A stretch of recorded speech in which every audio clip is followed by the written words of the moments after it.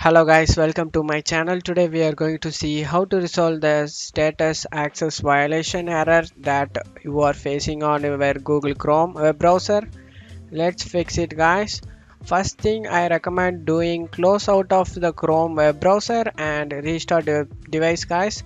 Sometimes simply restart can fix the problem guys, so that try this as well. But if you're still having an issue, go to open up web browser guys. Select the three dot icon and select settings guys. Let's reset the Chrome back to default guys. For that, go to settings.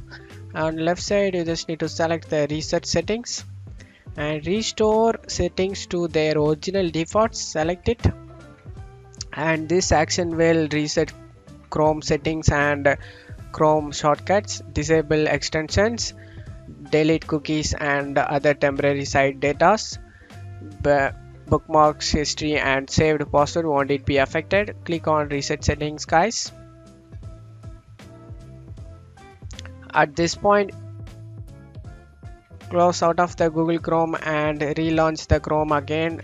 Hopefully your problem has been resolved at this point guys. That's it for today's video guys. Give me a like and subscribe. Thank you.